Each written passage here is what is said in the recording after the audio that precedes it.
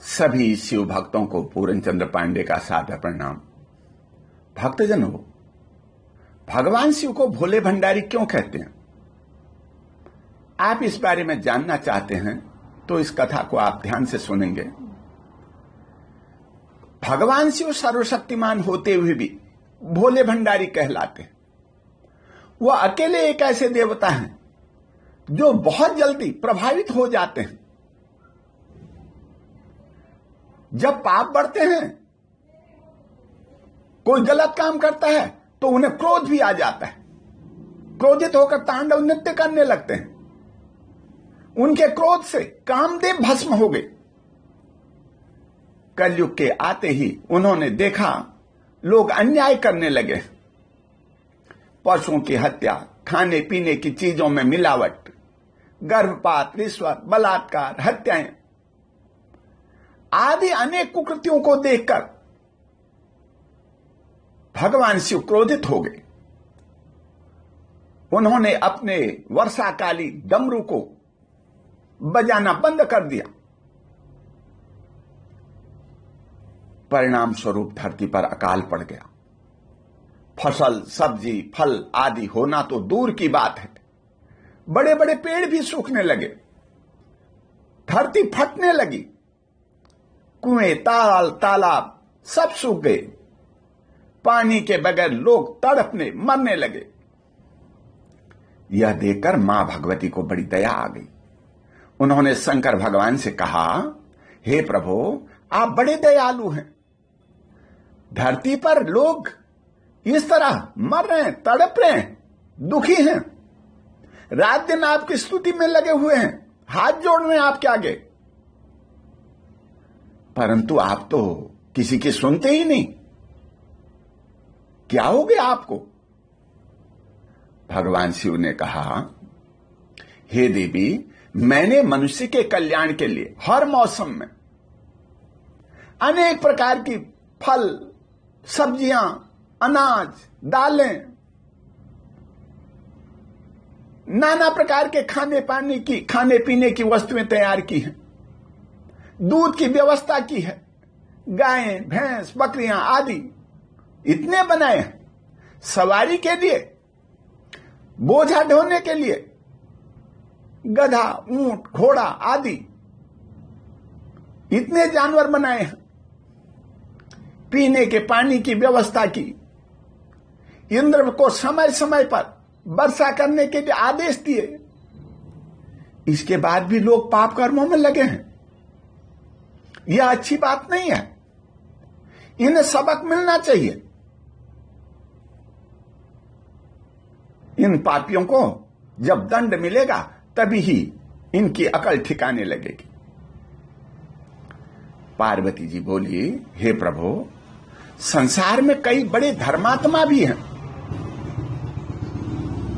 कई लोग बड़े कर्मनिष्ठ हैं। रात दिन परिश्रम करते रहते हैं। कई ज्ञानी भी हैं जो सबको सत्य, धर्म, अहिंसा के मार्ग पर चलने की प्रेरणा देते हैं। अकाल उत्पन्न करके आप ऐसे भले लोगों को क्यों दंड दे रहे हैं? आप चुपचाप कब तक कैलाश पर बैठे रहेंगे? चलो देखो तो सही, संसार की क्या हालत हो रही है।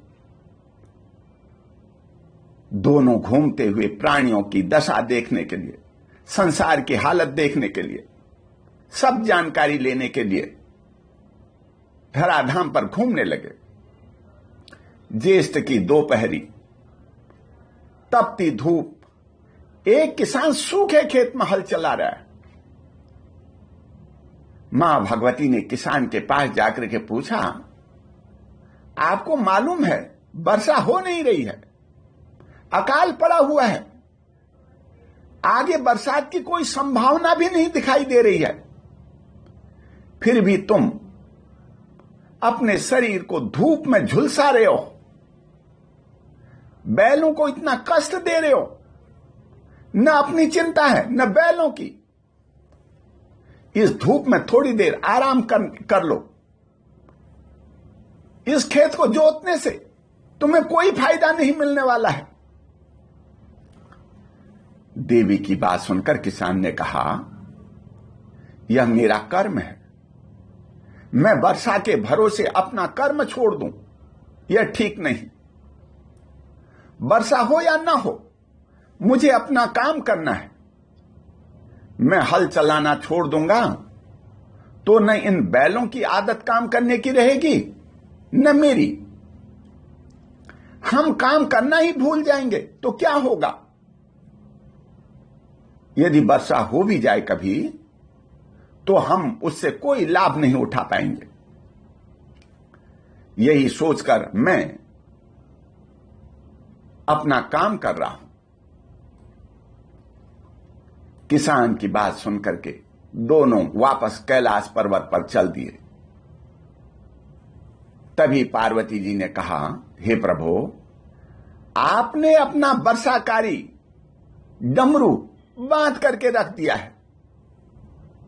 कई साल से बजा नहीं वो डमरू, आप उसे बजाना ही भूल गए तो धरती पर कोई जीव नहीं बचेगा। देखो, अपना डमरू बजा करके तो देखो सही। मुझे लगता है आप अपना वर्षाकारी डमरू बजाना ही भूल गए। नहीं, ऐसा कैसे हो सकता है? यह कहते हुए शंकर भगवान ने झट से डमरू निकाला और बजाने लग गए। जैसे ही डमरू की आवाज हुई, बादल गरजने लग गए। डमरू की आवाज के साथ ही शंकर भगवान बोले, हे देवी, सुनो, ध्यान से सुनो, डमरू पहले की तरह बज रहा है या नहीं? पार्वती जी बोली, हां, डमरू तो ठीक बज रहा है, बजाते जाओ। तभी शंकर भगवान बोले, तुम तो यूं ही सोच लेती हो मैं डमरू बजाना भूल गया हूं। अब तो तुम्हारा भ्रम मिट गया है ना। वर्षाकारी डमरू की ध्वनि सुनकर इंद्रदेव ने बादलों को बरसने का आदेश दे दिया। चारों तरफ पानी ही पानी हो गया। नदी, तालाब, खेत, खलिहान सब भर गए। किसान खुशी से झूम उठा। घनघोर वर्षा होते देख शिवजी पार्वती से बोले, यह क्या हो रहा है? इतनी वर्षा कैसे हो गई? तब पार्वती जी बोली, महाराज, मैंने तो कहा था आप अपना डमरू बजाना भूले तो नहीं, थोड़ा बजा करके देखो। परंतु आपने तो इतना डमरू बजा दिया कि अब वर्षा रुकने का ही नाम नहीं लेती है। भगवान शिव बोले, अब क्या करूं? देवी पार्वती ने कहा, तुरंत अपना त्रिशूल निकालो, तभी बरसात रुकेगी। तभी भगवान शिव ने अपनी झोली में तुरंत हाथ डाला, झट से अन्नकारी त्रिशूल निकल आया। त्रिशूल को धरती पर रोपते ही चारों तरफ हरियाली छा गई, अन्न के भंडार भर गए। यही है भगवान शिव का भोलापन, जो जैसा कहता है वैसा ही कर देते हैं। अपने हाथ से कभी कोई बुरा काम होता ही नहीं। तभी लोग गाते हैं, शिव भोले भंडारी बाबा, शिव भोले भंडारी। जो भगवान शिव को मनाता है उसी का बेड़ा पार हो जाता है। बोल शंकर भगवान की जय।